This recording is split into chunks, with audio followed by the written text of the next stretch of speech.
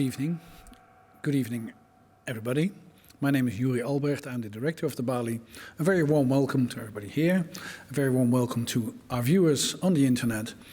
And of course, a special warm welcome to Mohamedou Ould Slahi. It's wonderful to have you here. We have had conversations over the internet, many actually, and one during our Freedom Festival not too long ago, a few months ago. I was sitting here, you were somewhere in the Middle East on that screen, and now you're here. So it's wonderful to have you here. You were sent to Guantánamo prison on August 5, 2002, and kept there for 14 years without trial. And you were released in 2016 and sent back to Mauritania. You're from Mauritania. And while you were in prison, you illegally wrote and got published in 2015, Guantánamo Diary, this book. A fully restored text we have here, because lots of it were blacked out by the American authorities. But in the end, you managed to get the whole text out and get it published. This was the basis for a major Hollywood movie, The Mauritanian. It's an amazing book. It's shocking. Well, actually, John le Carré says on the back of the book, and I think that's quite accurate, it says, "A vision of hell, beyond Orwell, beyond Kafka." I don't think that's exaggerated, because some things in it are so disturbing about what happens if the rule of law chases to have its rule, that you become a believer in the rule of law after you read this book. You lived through this. This is not a book for you. This is your life. We're going to talk to each other on the day of the 20th anniversary of the prison of Guantánamo Bay. That's today, 20 years ago, 20th of January 2002. You arrived half a year later. And on that sad occasion, I think it's good to have this conversation on your experiences and your views on those sort of things. So again, welcome, Mohamedou Ould Slahi. Later on in this evening, we're going to talk to artist Raja El Mohandis and director Guy Weitzman, who are both working with you and who will be joining us from several places on the planet by Zoom. But first, we are going to talk, and maybe at the end there's space for questions also from the internet or questions from here. Do go to www.slido,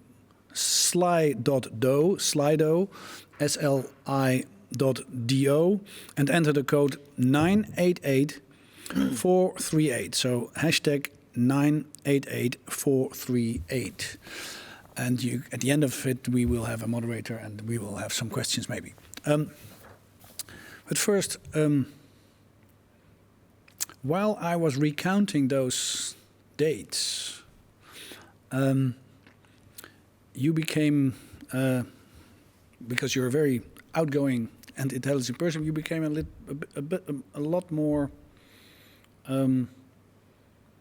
somber, I would say. Is it difficult to remember those dates and facts? First, I just want to say how happy I am to be here, finally.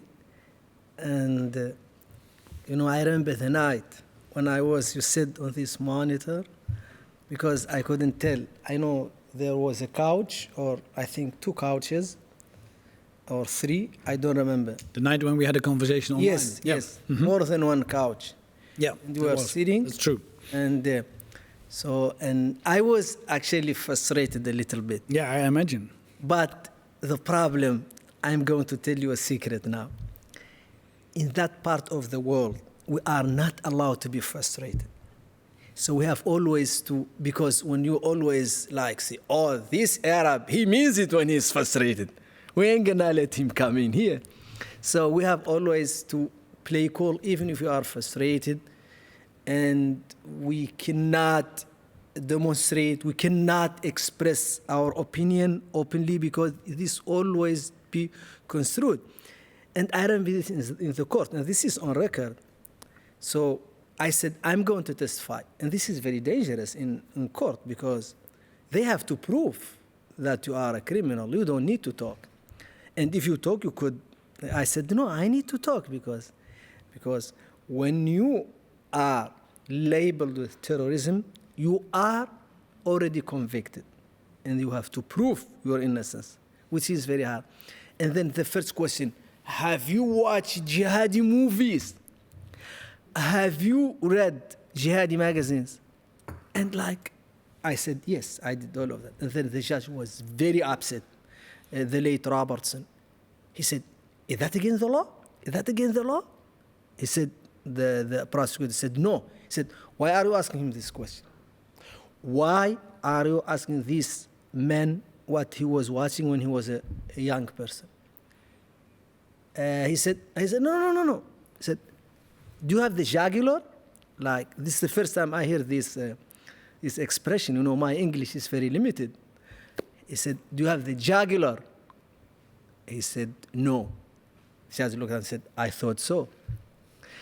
And so, like, you know, and it's very hard not to fall in love with people of this country. And I will tell you another secret. People don't know Holland, a lot of them, but they know Amsterdam.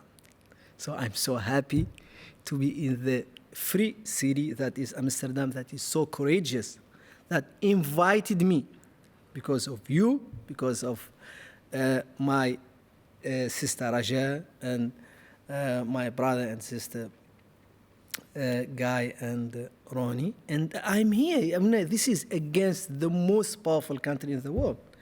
And I love when you said defending human rights has to be consistent. You cannot like say, okay, I protect people from the Middle Eastern tyrants that are not my friend. But I'm not going to protect anyone from my friends or let alone the United States of America. So coming back to your question, so I remember the day of my kidnapping actually. I remember it vividly because I was working. It was Ramadan. I was working all day long. You know, and I'm a lazy person. Let's be honest about this. I'm not from Netherlands working all day long. No, I don't put any value on working too hard. So, and I was, you know, I didn't eat and I didn't drink all day long because it was Ramadan. So I was like, you know, just doing Ramadan. And I came back, it was 4. I think 20 after 4, I think so. And then I came, I went to take a shower, change, and then they came. Two cops. They are 2 Mauritanian cops. 2 Mauritanian cops in plain clothes. You were working not far from your home in... Not far from my home, in Nouakchott. Yeah.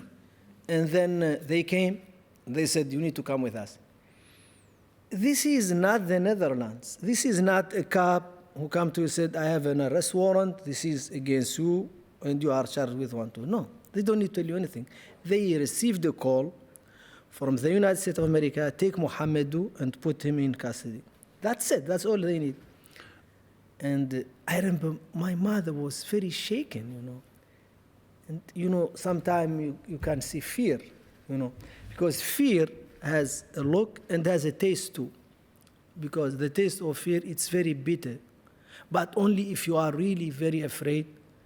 Like, a lot of people react differently. And you saw, I think you saw when I confronted some of my former guards, the journalist asked him, did he cry? And of course he said no, because I was beyond crying, because I was like paralyzed. I couldn't do anything. Mm-hmm. And then the taste, and then I saw in my mother, she was really very upset. And then she started just praying. And then they took me. Then I was like driving. Then I could see But you her. were driving yourself, your own car. Yeah, they told me, take your car, because I thought I was going to come back and catch iftar, that is dinner. Mm-hmm. After sunset. Yeah. After sunset, yeah. I was really just, I thought they would never kidnap me. This was 2001, before Guantánamo Bay was. So, and then she disappeared. I never saw my mother again. This is like something No matter what happened, I could never forget this day. So the last thing you saw of your mother was your mother in fear. Yes. And you haven't seen her back because she died while you were in Absolutely. prison. Yeah, they came to me. It was like, when they came to me, like, I always have this hope when these guys come to me in good, like, uniform. I think, oh, they want to tell me I'm going home. But they always come like with bad news, like your mother died or your brother died. And then when they say that, my body While you shut were down. in prison in Guantánamo. Prison, Yeah. in my cell. Now you hoped that they were Yeah, I coming to hope. release you. Yeah, I said, oh, those good people, they will tell me I'm going home. But they start, when they tell me so-and-so die, I don't hear anything like, I have this, what they call in German Ohrensausen. I don't know what they call it in ringing. Just ringing in your ears. yeah, just this ringing that I don't hear anything. And one of the very funny, dark, funny moment, they brought me a Christian chaplain from Sudan. A chaplain. A Christian chaplain. Yeah, a priest. Right? Yeah. Priest. Yeah. Because Muslim chaplain was not allowed in the camp because he was a traitor, they said. Of course, they found that he's not a traitor. And now he wrote a book, everything. So they said the next good thing is a Christian guy. Mm-hmm. They brought me a Christian guy. After the message of the death of your mother. After my mother and my brother, both, when they died both, then they brought me the chaplain. Mm-hmm. And I was sitting like a stone, like listening. And he was reading from the Bible. I know the Bible because I read the Bible. And he finished. He said, do you need anything? I said, I don't need anything. Do you need a psychologist? I said, no, I don't need anything. They left me, and then I just collapsed in my cell, and then I stood up and started singing the Quran over and over until I collapsed, You know the Quran by heart. Every page. Yeah. About remembering stuff. So there are things you cannot forget. When you are in a very, very bad situation, you cannot forget that. So, and the very good moment, you cannot forget that. The book, I mean, after you told us about the death of your mother and how they brought it to you in your cell, the book is dedicated to my late mother, Mariam Mint El Wadi. Yeah. It's probably difficult to say, and I don't know, but would you telling us this story about your mother and the book dedicated to your mother, is that one of the most painful things of being in prison, that you never saw your mother back? Or Absolutely. I was subjected to a host of torture methods. This was very well documented. So this is like sexual assault, beating. They broke my ribs. Yeah, many of your ribs. Yeah, many of my ribs, correct. That's all independent information. And I lost my gallbladder. Mm-hmm. And because of the beating? It ended up destroyed. Yeah. So, and I don't know why, but they said after some years, they said, this is kaput, you need to remove it. And they removed it. And the operation also was botched. And but when they came to me, they said, Richard Zuli, he came, he said, we will take your mother. And then I was destroyed. I said, you can, anything I will sign. If you tell me, you just write it, and I will sign. They said they threatened you that they would take your mother. Yes, and you would say, but that's stupid, why they take your mother? But I was in Bagram, and I saw this guy in Bagram prison. Bagram is part of the airfield in Afghanistan where they first took you. Yes. After. Yes. Yeah. They took me to Jordan 8 months, and then they took me to Bagram. So I saw this old man, like, I don't know, I'm not a doctor, but he's very old, maybe 90, and he was crying. And I was like, but that's not the kind of guy that Americans would look for, because like mostly young Arab Muslim, usually in their 20s, late 20s, early 30s, teenage. And then they said, no, they want his grandson. He has a grandson, I think, of 16 years old, and he wouldn't come to them. They searched him, and they took his grandfather. They said his grandfather will stay in prison until he comes back. So you believed them that they would do the same to your mother? Yes, yes. Actually, they went to Mauritania. They interrogated my mother. They interrogated all my family. Mm-hmm. This is the person who interrogated them actually came in the movie, In Search of Monsters. This CIA woman who was very angry. She said that I should be dead. I'm sorry, I want to address her here. Hopefully she was this. I said, I'm sorry, I'm still alive. We have 7 lives. I think I'm like a cat.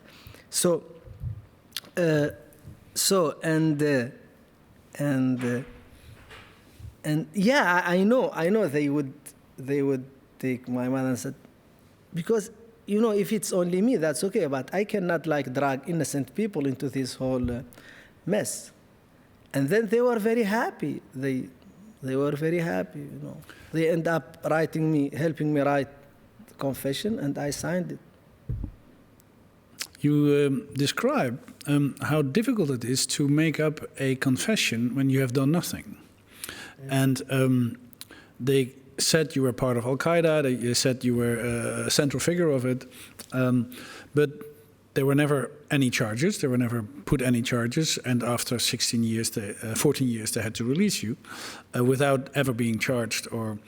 And it's actually very well documented, how these mistakes came about, but they kept you that long, they tortured you, and you describe how difficult it is to make up a false statement about things, because after, they threatened to interrogate your mother or bring your mother to Guantánamo, which I never thought of. Of course, it's very difficult. You cannot make it up. You cannot just say yes. Yes, you cannot. It's very hard. You're absolutely right. This was the very big problem for me, because I thought about it so many times. Because when Donald Rumsfeld, the late Donald Rumsfeld, signed the torture memo. A torture memo was explicitly also about you. Yeah, for me. He said, this is for Mohammed, this is the recipe. Just like in a restaurant, you go and then you order. So this order just for me. Yeah, so Donald Rumsfeld signed your torture menu. He signed for me, and he signed for Al-Qahtani. Al-Qahtani is still in Guantánamo Bay. He signed for me and him at the same time. And they came to me. Then when they started the torture, it was like sleep deprivation, the first 70 days, no sleep. And then I lost all the feeling, I was hanging. I didn't know where I was. They hang you on your... Yeah, they do that, but not often. I was just like my soul. That sounds reassuring, not often. Yeah. But they make you stand all night long. You cannot sit, If you meditate or pray, they strip you naked in the cold room. They put you in the cold room. And I want to mention... eyes on your skin? Yes, eyes on my skin until it melts. So, and one day I almost died. And this Marine, the problem, Yuri, torture is bad. And torture is banned for a reason. Because the people who torture you are not doctors. And of course they have doctors hired in, but the doctors, they just go because they are not trained to inflict harm. They are only trained to remove harm. So, and people don't know when you die. They really don't know. So this guy was pouring cold water on me, and he said he would do that until I talk. But I was refusing to talk. When they start torture, I was like a stone. I wouldn't say anything. All day long, 70 days, no talking. Just in my head. I'm living in my head. All my life happens in my head. And so, but it was so painful, I want to talk. But when I wanted to talk, I couldn't talk. Because my mouth couldn't move because of the cold. And I was lucky that I'm talking to you, but Gul Rahman was not lucky because he died. He was another prisoner. Was another prisoner, yeah? Yeah. And they just kept him in the room and then he died. So, and I was also lucky talking to you because Dali War, who was with me in background, when they start beating him, he died. Because I tell you why. Because when they start beating you, when they beat your rib cage, you cannot breathe. So, and if you cannot breathe for a certain amount of time, you die. So I'm just mentioning those two people because I don't know the other 20s that disappeared. But I know certainly of Dali War, and I know of Gur Rahman who died. And I'm mentioning their name in their honor, because I survived, they didn't survive. And just to answer your question, when they came to me, they told me, you are going to be sentenced to death. I was like, I didn't have any feeling, honestly, because someone who took you from your home and they just tell you are going to be sentenced to death. Why? What exactly did I do? Could you elaborate? And then, of course, I couldn't answer this question. Charlie came to me, First Sergeant Charlie, he came to me. He said, okay, so you are going to be sentenced to death, but if you cooperate, if you give us other bad guy, we can negotiate with you, give you 30 years. He said 30. That's his number. And I was just like, I was beyond scared, of course. And it was just like surreal, that someone is going to kill you and you didn't do anything. What is beyond scared? I would be scared to death. I mean, I would be, it's very difficult. I mean, you're describing it very vividly, but still, what's beyond scared?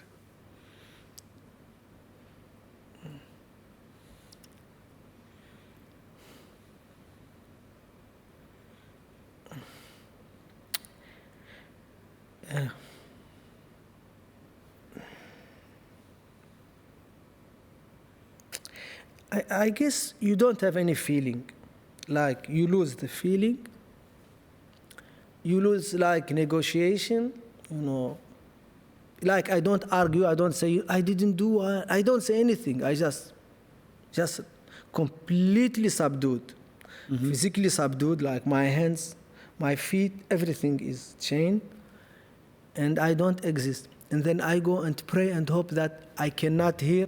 I want my hear to be taken away. I want my eyes to be taken away. I don't want to hear anything. I don't want to see anything. Because my head was so comfortable to live in that I didn't want to see anything around me. Like, I don't want to hear them. And sometimes if my hands are free, I said this, when they spoke English, I would put my hands in my ear because I didn't want to hear anything. And and Charlie came to me, he said, maybe you didn't do Millennium Plot, maybe you didn't do 9/11, but maybe you want to attack CN Tower. You went, sorry? Maybe you? Want to attack CN Tower. CN Tower, I never heard of it. It's a place in Canada. Because he's very smart. He wants to put me in, they call it, put him in the place and time. Mm-hmm. Because I think they had some report that I'm not part of what they think. So they want to give something that could convict me easily. So, and I was jumping, this is good. Because now he's telling me exactly what to do. And what he wants to hear. Yeah. And then I wrote a whole plan that I want to attack CN Tower and everything. And then he took my confession. He said, could you sign it? I signed it, of course. And then I told them, I'm very sorry to do this. I'm very sorry. And I know, and thank you for preventing this, because without you, I would have already did this. And then he brought his boss, Richard Zuli. And then Richard Zuli was in a lot of trouble. But I didn't know that later on because, how it works. So if you come to me as an interrogator, so you gather the information and then you take it back and you do something called dissemination. So they have to write the FBI, the CIA, Homeland Security, even George W. Bush. They have also to write the president, the White House. So everybody needs. But and then they make comment. So CIA make comments, FBI make comments. It's very normal police work. But apparently all the comments came back, he's lying. He didn't do any of this, what he told you guys. We know he didn't do it. And then Richard Zuli was very angry because he said, no, you told me to interrogate him. I broke him. He confessed. That's what you want. That's my job. So what do you want me? Now you can take him to court and kill him. They said, he didn't do this. He didn't do it. So, and then they said, but we are going to send you a polygraph test. You know, they call it lie detector. Lie detector, yeah. And I was terrified when they said polygraph because I am an engineer in microelectronics. I understand how polygraph works.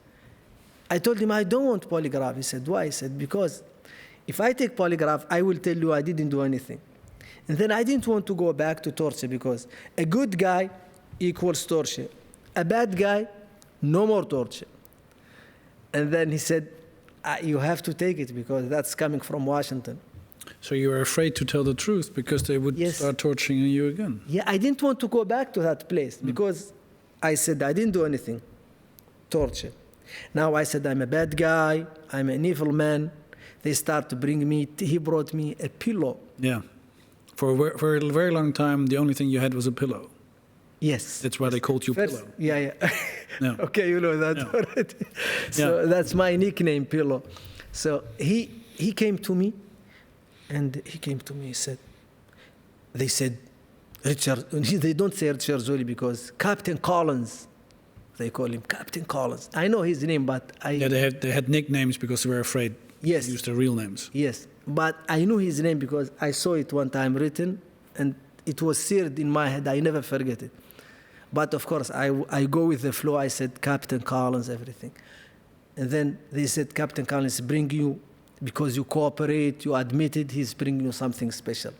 And I thought, what is going to bring me? I mean, there are not a lot of things that you can bring into prison. And then he brought me a pillow, one of those, I think, 99 cents. You know, he brought it. And I was faking happiness. I said, oh, thank you very much. This is really so good. Then I took the pillow, and I saw 35% polyester, I think 65% cotton. And I was reading. That's the only reading I have. That was the little label on it. Little label, and I kept looking at it, making sure this is what I have. And then it's even terrible that I laugh about it, but it is funny, but it's horrible. It's the only thing you read for a long time. Absolutely, absolutely. This is a very long time. 20 years is a very long time. 15 in secret prison in Guantánamo Bay, and 5 that you ended, that I'm not allowed to leave my country. I'm not allowed to travel, but because of what you guys did, and I'm so grateful. And every day I say this. I don't want to say it. We are very happy. We're very happy. Holland. We're very happy to have you here as an artist in residence. But Thank you so much. But very happy. But maybe we're going to tie off this part of the conversation and look to a little bit of one of the wonderful dance performances, Night, made out of your experience and with your text. You wrote something for them, and looking at a fragment of the dance performance they made about your experiences, and then have some more conversation. Okay. And let's watch it and see whether we can. We have a short fragment from the performance Freedom. It's called Freedom. It was made especially on the texts and on your text and your experiences. Performance by Club Guy and Rooney, and percussion by Slagwerk The Hague. Den Haag. Den Haag, yeah.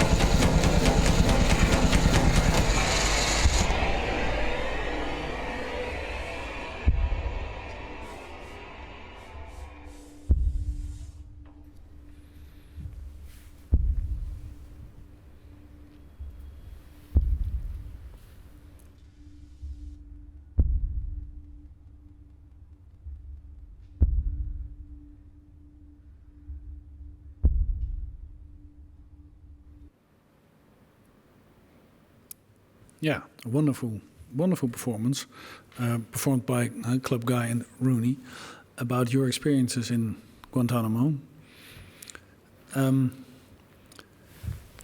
You wrote text for it, and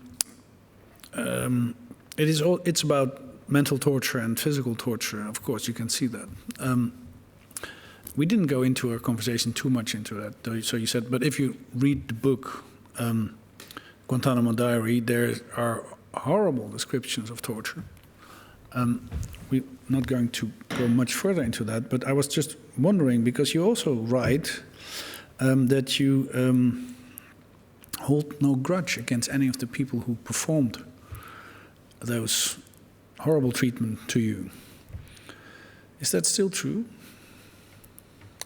Absolutely. This is something I can look at you in your eyes, because I don't like to look into people's eyes, and tell you that I am so at peace with myself today, tomorrow, and yesterday, that I hold no grudge against anyone. But even the people who beat you, who did horrible things to you, who threatened my mother, the people who did all of this, I just wish them the best life there is.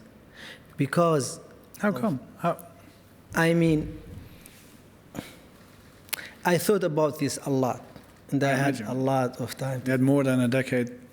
Yes, yes, always thinking about this. You know, but I just figure I don't like to be defeated. And if I drown in hate and resentment, that's the defeat. And I'm saying I'm going to go out of this place in one piece, and I'm going to be strong and apologetic, and I will have no pain in my heart. Because as long as you hate people, as long as you resent people, you will always have pain. I love the saying, resentment is like taking poison and hope that your enemy dies.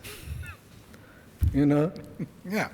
I mean, this is, I had this conversation with, what's her name, this contractor? Because a colleague of yours, a journalist, German journalist, he made us confront each other. I was watching her, I was laughing, because she was in so much somebody pain. who worked at Guantánamo Bay. Yes. Yes. Because she said, you you don't deserve to live, you must die. Yeah. I can't believe my government released you. Yeah, she still holds much grudge against you. And I was thinking, wow, she's in a lot of pain. And I know that I'm not in any pain. I don't hate her. I don't want anything to happen to her, because there is no gain for me. Just let's say she's in pain. What do I gain from her having pain? Zero, zilch, nothing. And also, in our part of the world, you know, we really need more freedom of speech. And you know that, because most of your guests, you know, a lot of them come from my region. And there is a lot of hate against America, so let's talk about that. And there is reason for it, you know, a lot of resentment. But I said, I'm going to stop hate from here. I'm not going to go back and bash Americans. American people are by and large good people. You know, they stood by me. I know some of the guard who used to bring me muffins. I didn't know what muffins meant. So in the torture, I was not allowed to say anyone. This guard, what his name? I forgot his name, but I saw his name. And he used to come to me and said, do you like muffin? I didn't know what muffin, but I said yes, because whatever. I didn't have anything. There is nothing to lose. And he brought me strawberries muffin. They taste so good. And then I took them very quick. I have to eat everything because I cannot leave. And it was like this big, my hand. They tasted so good, you know, strawberry muffin. And then he this is the humanity. I never seen anyone in Guantánamo Bay who enjoyed torturing me. You know, and even Edmund, his name is Edmonds. I told him, he came to me, he always liked to talk. I told him, he was telling me, you know, I'm going to hell. And then I said, why did you stop me from doing my prayer, my daily meditation? why do you force me to eat in Ramadan? Because they come and force me to eat. Force-fed you during Ramadan. Yeah, during Ramadan. Outside Ramadan, no food. Yeah. You know. They tortured you with your religion. Basically. Yes, absolutely. Yeah. Because, you know, if you are separate from your spirituality, you have nothing to look forward to. They call it learned helplessness. They started with dog, I heard. Learned helplessness. Learned helplessness. So you have to see the God as your God, not anyone else. And they start with dogs. They torture like dogs. This is like very documented like cases. And so they made the dog, even the dog being tortured, but he longs so much, he only want from this person. And they practice that the same thing, you know, on detainees. And it works. It works. I saw them as like you're saying the only out. I didn't see anybody who enjoyed torturing me in Guantánamo Bay. Yes, I didn't see that. Which is, okay, I believe you because, I mean, it's obvious that all the things you write, if you research them, they're true. It sounds amazing, but it's probably true. And I can maybe, if you explain, I can relate maybe that you say, well, the people who did that, they're in a very bad place because they're still full of hatred, they're still full of pain. But somebody like Donald Rumsfeld, who was far away, signing your orders to be tortured, I mean, I don't think I could not hold any grudge to somebody like that. So, Yuri, one of my first meeting I did with the refugees here. Here in Holland. Here in Holland. Yeah. I was like, guys, I'm running away from you. And now they bring me to you. We were just laughing about it. And I was like talking to them, and then one of them, his name Mohammed, he fled. His father died in prison, was murdered in prison. He looked at me and said he would never give the Syrian president. He would never? Forgive him. Forgive him, yeah. Never. And I said, I understand. But he said, I don't understand why you forgive. I said, I don't want to be in pain. I want to move, you know, forward. And I cannot teach anyone to forgive. I cannot tell them to forgive because I understand the pain, like you said. And talking about Rumsfeld and so, there is a German writer by the name of Peter Scholl-Latour. He's a very known political writer. He wrote about the Soviet Union. He wrote the Schwer des Islam, about Iran and so. One thing that remark he made was, I never forget, he said that when you always speak to the tyrants and the dictator, they're always very soft, very nice. Yeah, this is the kind of Rumsfeld, he's completely disconnected from the world. He has a paper, you know, on his desk, you know. And the lawyer back then, his lawyers, they told him, don't ask us whether something they say this, don't ask whether something is legal, tell us what you want to do and we make it legal. You know, those people are completely removed. And also when you tell someone you can do this, this is like a slippery slope. That's why torture should be banned. Torture must never be used, you know, in any case. You know. It's rottling society, and it doesn't give you any intelligence which you can trust, which you just described. Yeah, absolutely. You'll write anything you've been asked. We're sitting here on your request also because it's the date of the 20 years of Guantánamo Bay. Guantánamo Bay. It's still open. It's still there. Unfortunately, and this is a big betrayal to the democratic universal values. America is not only the most powerful country in the world. America is the leader of the free world. You know this because, when I came here, they had to consult with America. They have to look into what Americans think about me. Before you came here to the Netherlands, Yes. we were for more than half a year trying to get you a visa to enter Holland, and obviously the Netherlands had to consult with the Americans whether to let you in or not. Absolutely, only people. And it's one of the first times you're actually allowed into some country.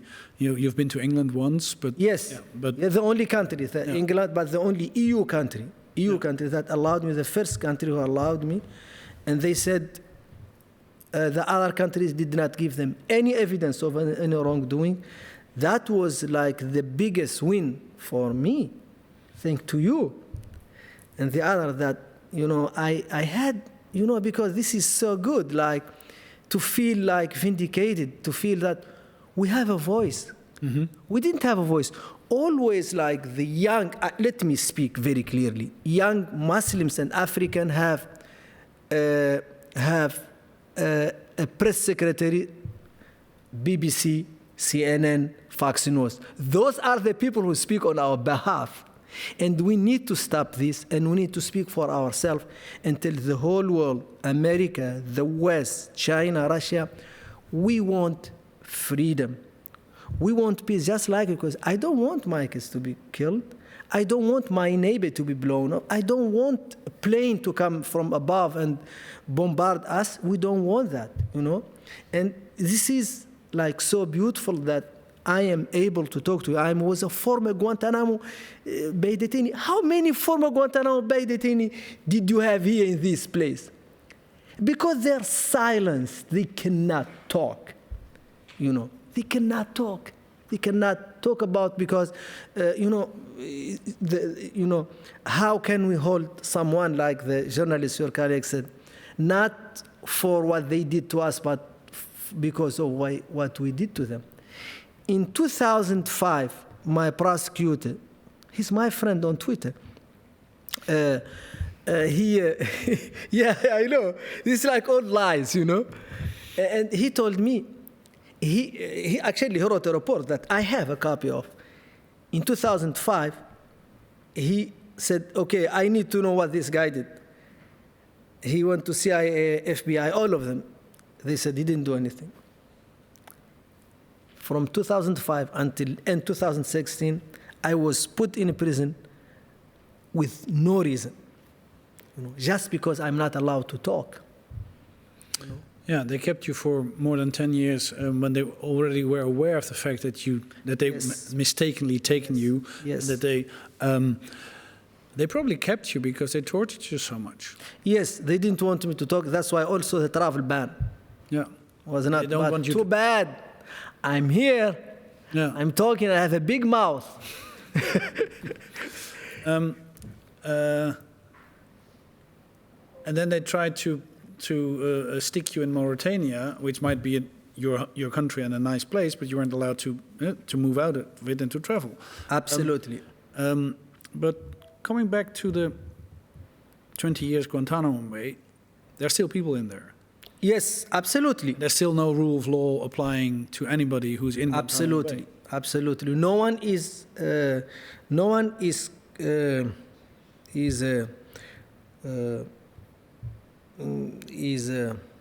how do you say, sentenced? Sentenced, yeah, or convicted. Not even charged. Convicted or charged. Convicted. No one is convicted. They just there. And I think I think this is a very big betrayal to American values and to democratic values, and it's a failure of the Western world. I know we have to speak about the atrocious acts of 9/11 that killed Muslim, Christian, Buddhist, Jewish people. The terrorist attacks of 9/11. Yeah. And they accused you of being part of it. Yes. Mm-hmm. That we all agree this is a heinous crime, heinous acts. Mm-hmm. But maybe the people who did this end up winning, because the first thing that America did, they completely abandoned the values. They said there are two kinds of people. American people who deserve the rule of law, and everybody else who does not deserve the rule of law. And I don't understand why Western countries helped America, because America also said that Dutch citizens don't deserve the rule of law. This is what America said. This is not me making anything up. Why do Germans and English people and Dutch people support America when America told them, your citizens don't deserve the rule of law? This is a very big betrayal to, I would say, to American people, because always people, when I talk to them, and you brought up this point, why always when I say I was in Guantánamo Bay, everybody said, okay, I don't want anything to do with this. And people said, okay, America helped Europe in World War II, and they helped build Europe. And this is beautiful. But I say, but I can tell you that you are betraying America now that helped you in World War II when you let American people be the victim of fascism. Because when America said only American people are deserving of rule of law, that is fascism, And I really appeal to the heart of good American people to close Guantánamo Bay, because you cannot have Guantánamo Bay open and you say Iranian government is violating human rights because they put people behind.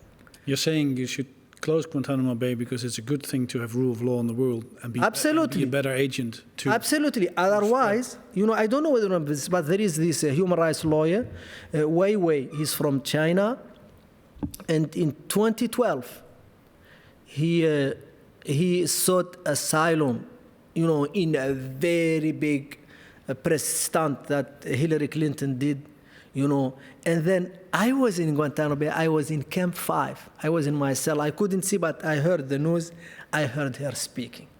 And whoever knows Hillary Clinton, she speaks very well. And I love that about her. She speaks very well. She's very eloquent.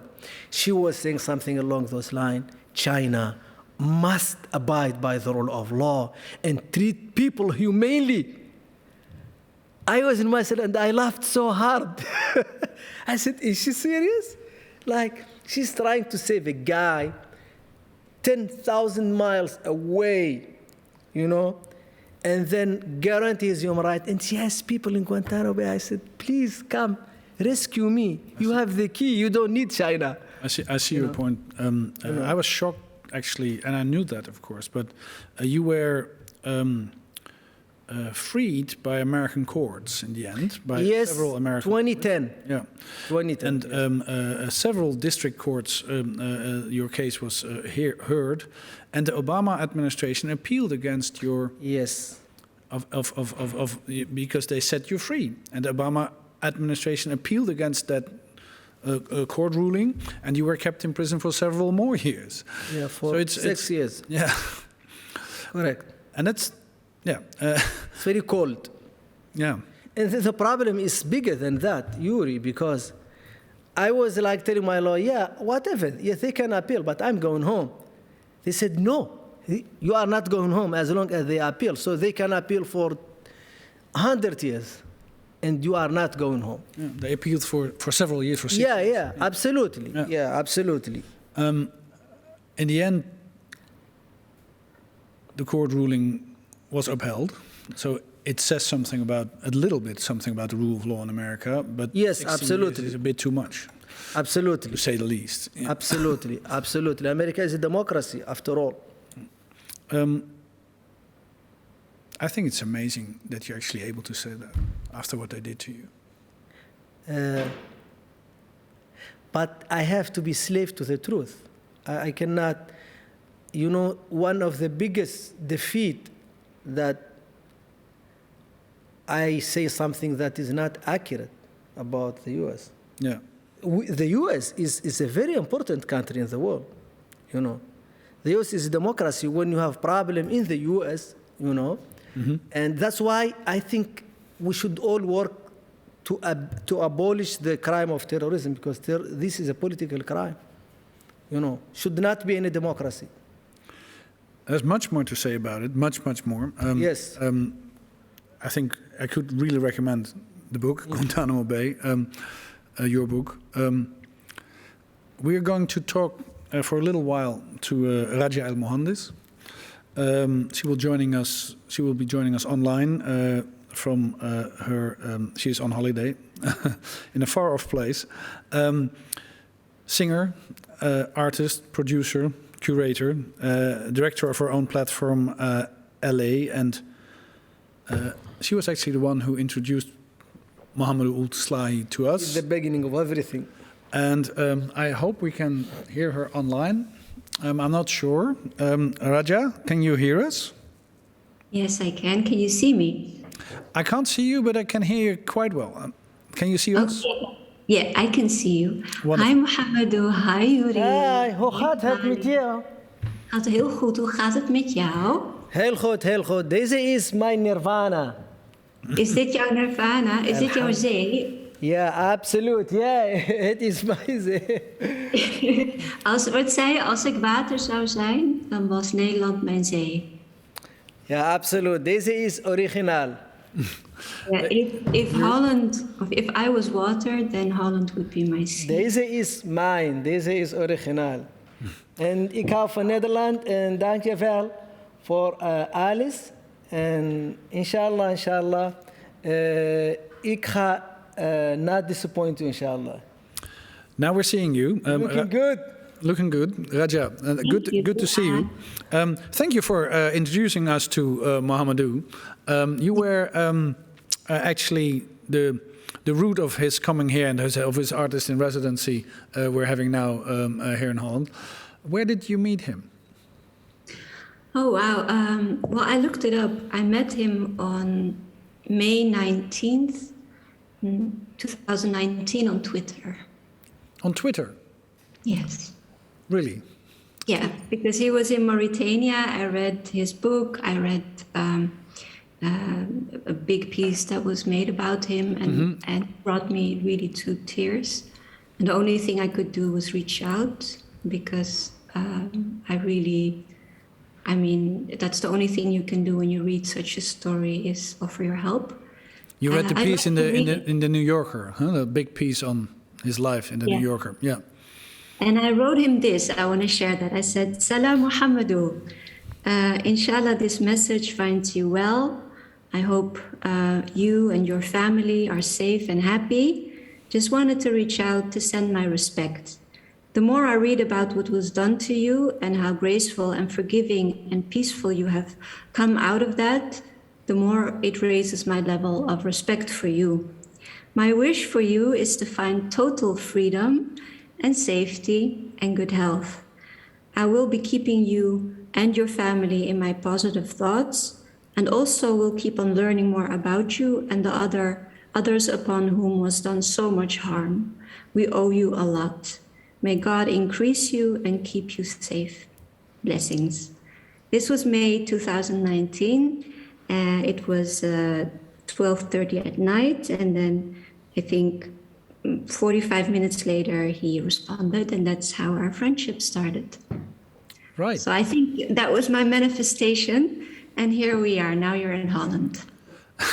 And there's a lot of bad things to say about social media, but this is actually you can use it actually like this as well, which is a revelation maybe to a lot of people. But in moderation, if you use it in moderation, yeah, definitely it can connect you. But really, when I read his book, when I read about his predicament, I think shortly after I contacted you, Yuri, and then later I spoke to Guy and Roni, and I was like, what can we do? Because you are an artist yourself, Raja, a singer and a curator, and you do many things, but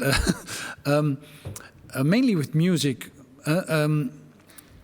We are going to make a tour with Mohamedou later on this year and integrate some art and essays and text in it and do a theater tour. But what do you thought was, because you told me about him, what do you thought was inspiring about it? Why were you, from an artist's point of view, what do you thought was?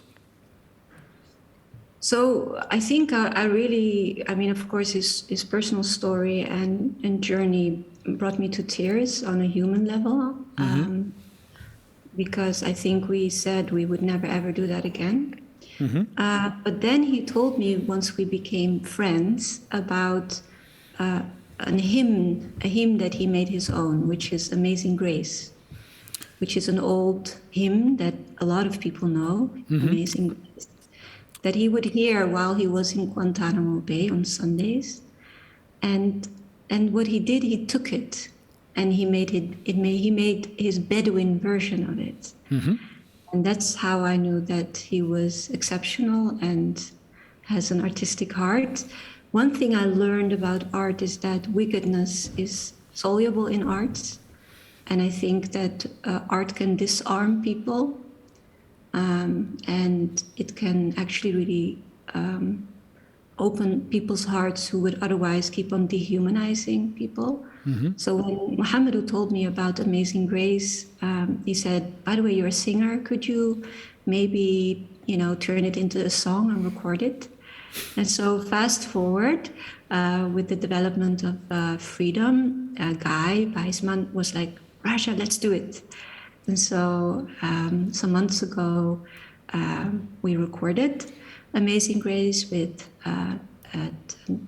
North Pole Orkest, which is a really nice orchestra in the north of Holland, in Groningen.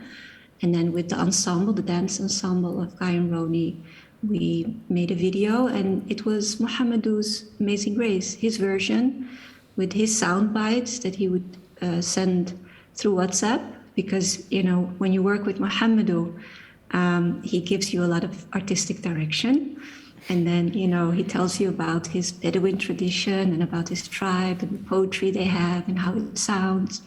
So through WhatsApp, we were able actually to artistically collaborate. And then, with our fantastic people here in Holland, we then turned that into Mohamedou's Amazing Grace and recorded it, and filmed it. And hopefully once we can share it with a big audience, maybe we can play it live. I'm sure we can. We're going to put that together. We're working on it now. And you heard, Mohamedou, you heard Amazing Grace sung at Guantánamo Bay on Sundays? Is that? Yeah, it's very popular. I heard it. It's very popular in America, yes. Yeah, I heard it many times. And then I was very interested in this.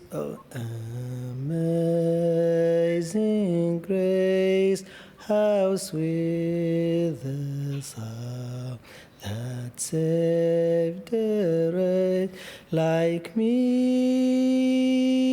And then it's like I would be in a different world and then I really said, who wrote this? And then I think it was an Iraqi guy who was working there. He brought me about John Newton. He wrote it in 1700 something.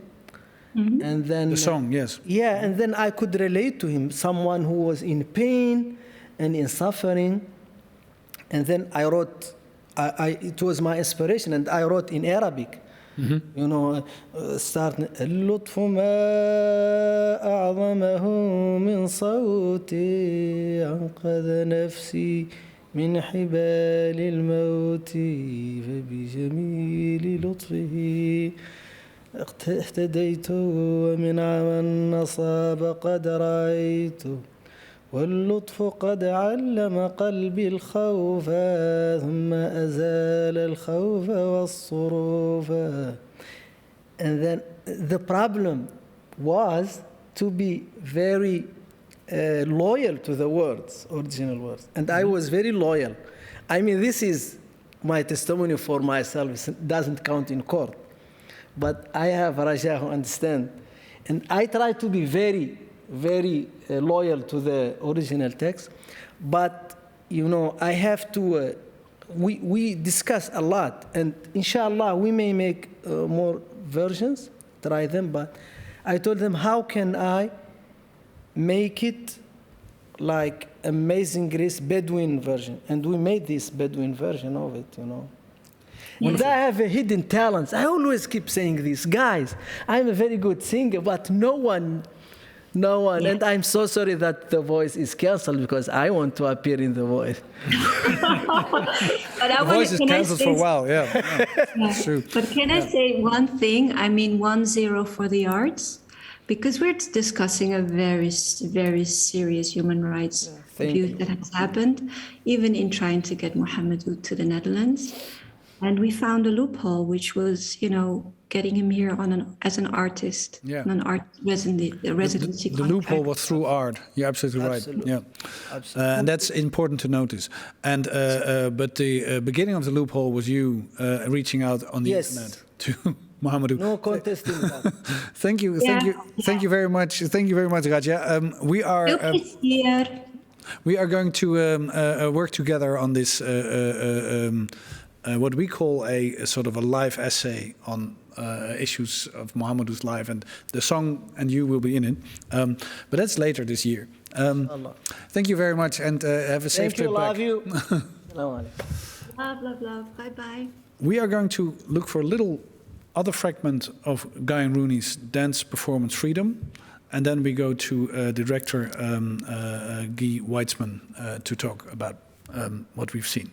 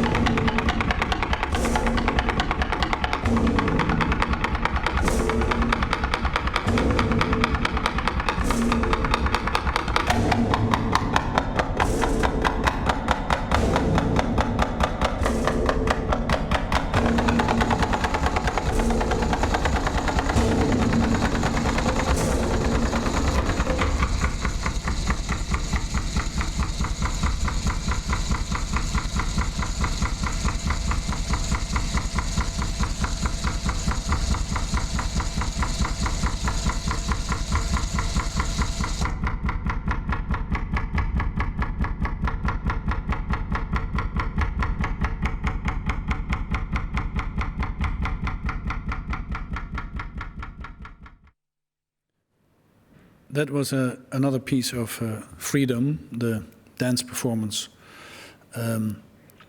written by you and performed and created by Club Guy and Rooney and by choreographer and director Guy Weitzman. I think you're online now, Guy Weitzman. Together with his partner Ronnie Haver, he is artistic director of the dance company Club Guy and Rooney. And Guy Weitzman is also artistic and general director of the Dutch theater company Noord-Nederlands Toneel in Groningen.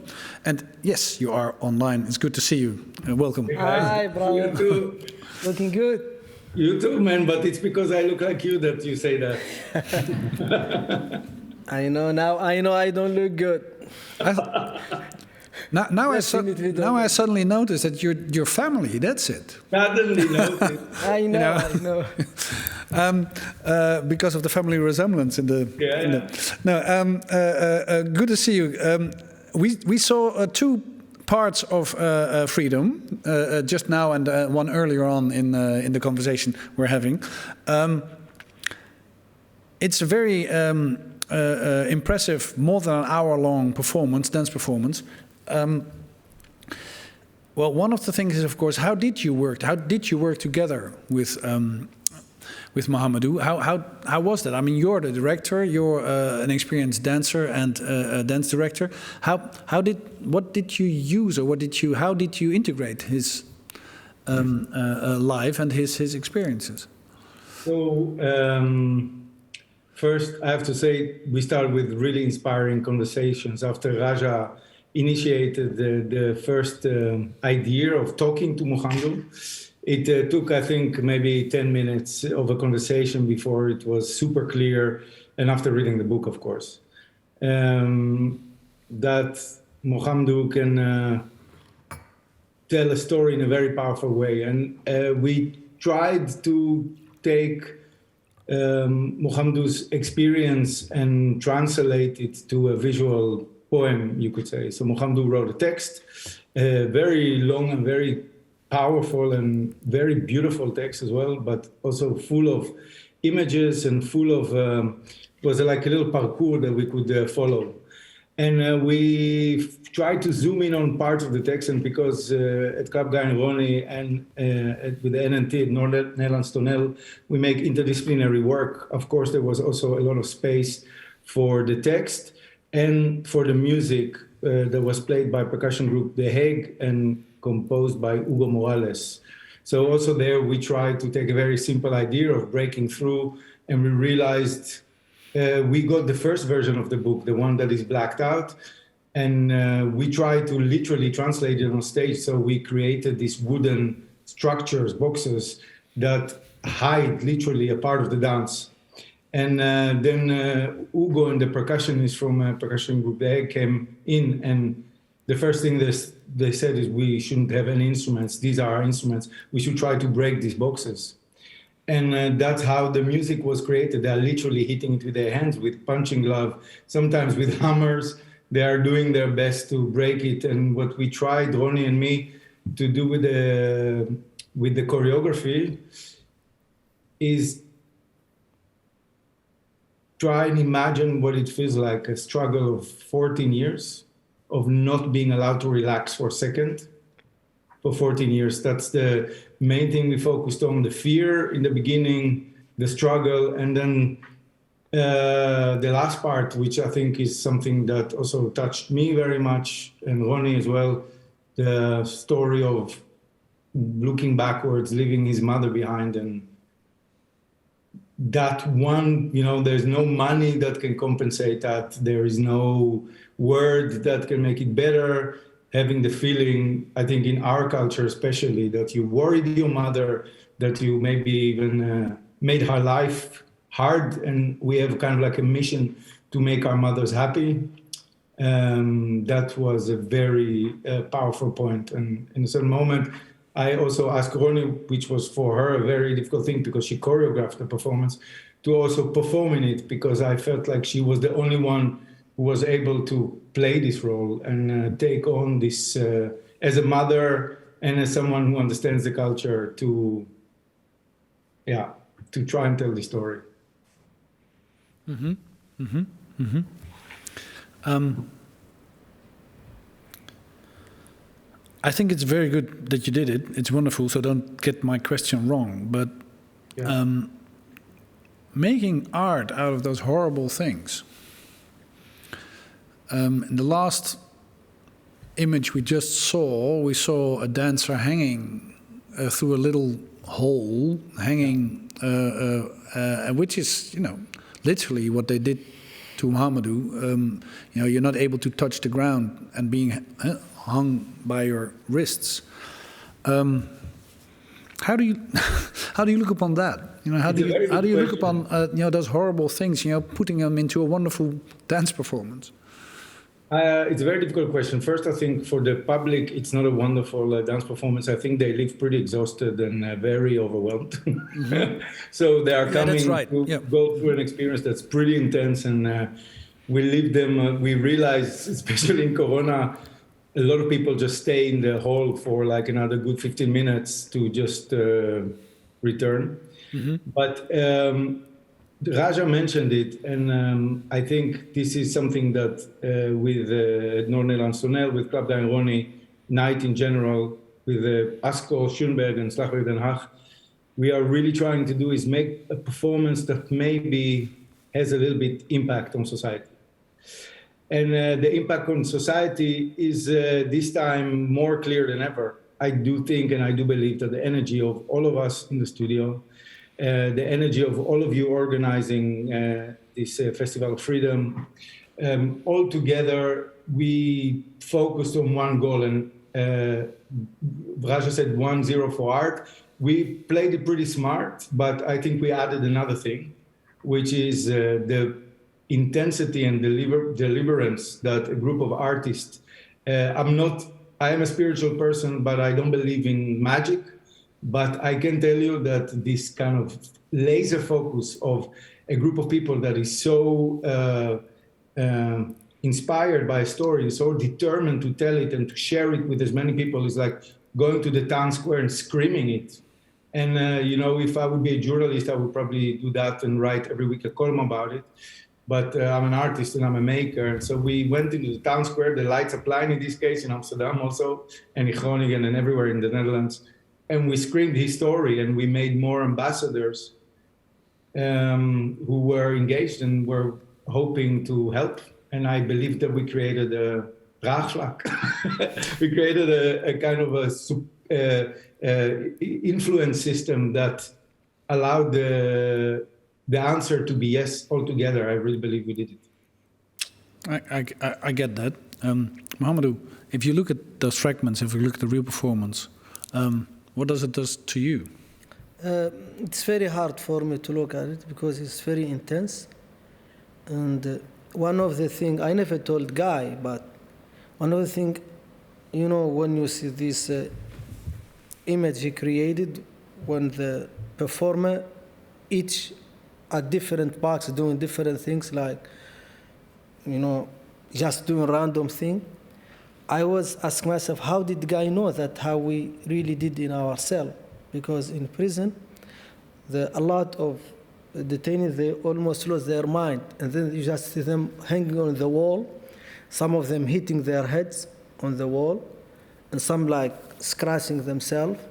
So, and I remember this, some of them, like hurt themselves, like you see blood, everything.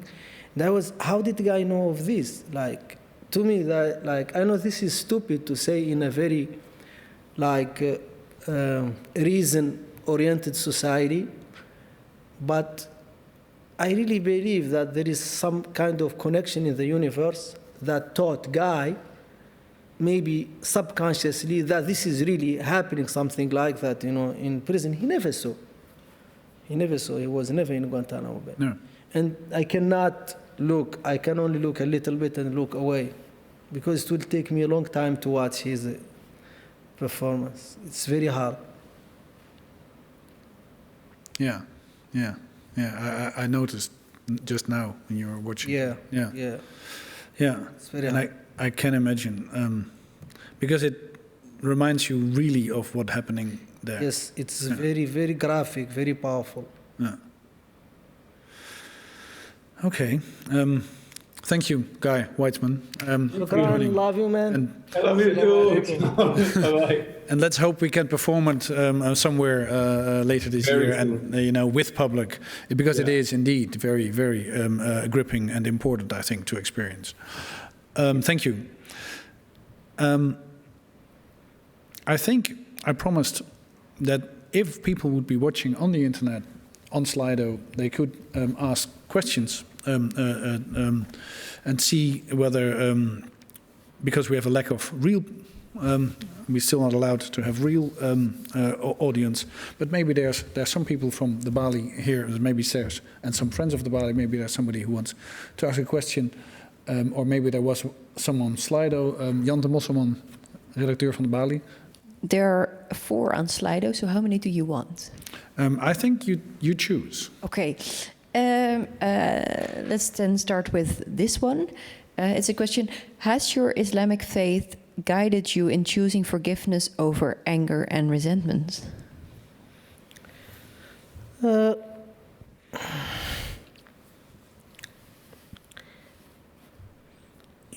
are the product of our upbringing. And always the simple thing that we learn when we are children, that's what remains with us. And I always remember my grandmother always telling me, you should be always nice to people, you should always give to the needy, And those very basic things always like remained with me. And I mean, I don't want to be very academic, but there are a lot of verses in the Holy Book that, tells us to forgive. And when you forgive, you will be closer to God, one of them says. But that's very common among other religions too. So it helped me a lot. Of course, my faith was very shaken. I'm not going to sell any inaccuracies. But what remained, that I redefined my relationship with God, with Allah, in a way that is much more positive, not looking at the punishing, angry God, looking at the forgiving God. Thank you.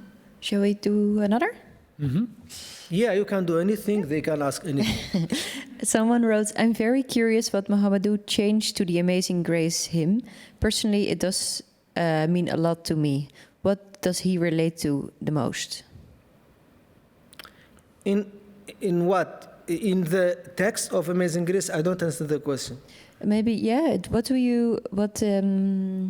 What touched you the most? Touched you the most? Yeah, because this is in that song, or because you said you wanted to be true to the original text. Yes. What touched you in that text? It touches me because this is a guy crying, okay? I once was blind, now I can see. And then a person who went through the pain, and he's just like crying for help and crying for like God to help him. And I related to that because I went to the same pain. And I just was true to his text because I didn't want to come up with something from me, but which is very hard because it's from a different culture, and because the way people pray is different in every culture. Yeah. It was actually coming from the people who were torturing you at that moment. Yeah, absolutely. And showing weakness, like one of the strongest statements you can do is saying, I'm weak. Accepting our weakness, it's the first, it's very important. That's all I can say. And I accept my weakness. Mm-hmm. Wonderful answer, I think. I hope the man and woman who's asking the question is still online. But maybe a last question and see whether there's anybody. Is there anybody who wants to join into the conversation? Has any comments or questions?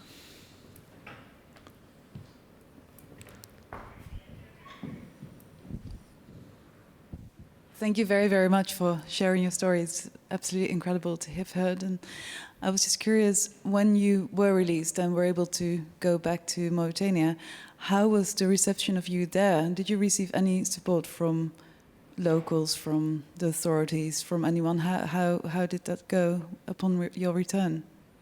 So, of course, my family received me very well, and the Red Cross told me the day they came for my release, he told, you are the only detainee who maintained relationship with family. Because a lot of detainees, they didn't want to talk to their families anymore at some point. And that's very understandable because you talk to your family, they told, keep your faith in Allah. And so I was like, what are you talking about? It's like, why don't we exchange trade places and then you can keep your faith as long as you want.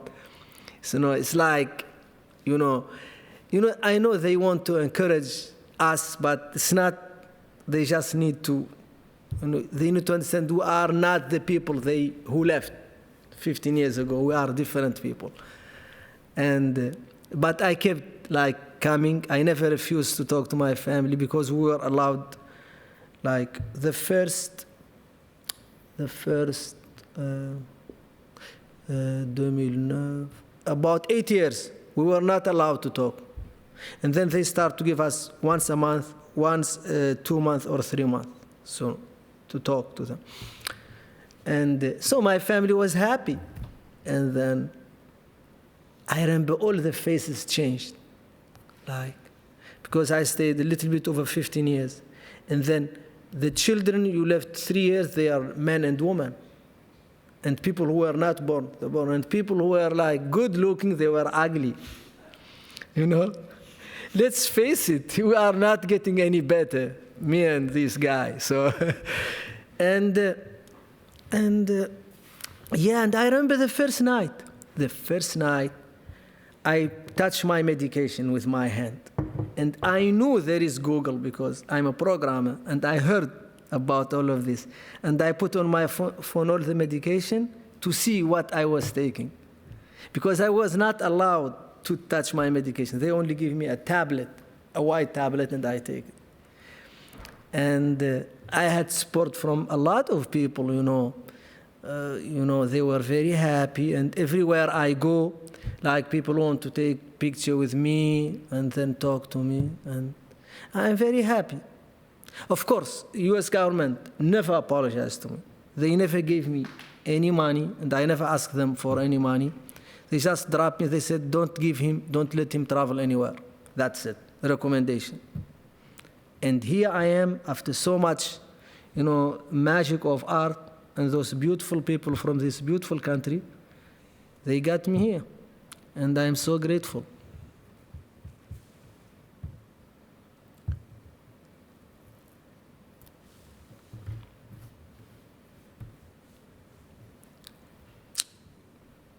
They actually dropped you, that's right, I read it, and they even shackled you and blindfolded you and flew you over the ocean, the same way you came. Even after so many years, they still did that. They couldn't even put you in a normal airplane to bring you back, which is,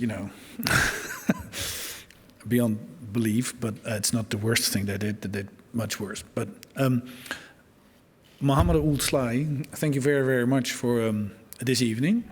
This evening on the 20th anniversary of the Guantánamo prison in Cuba, the American prison in Cuba.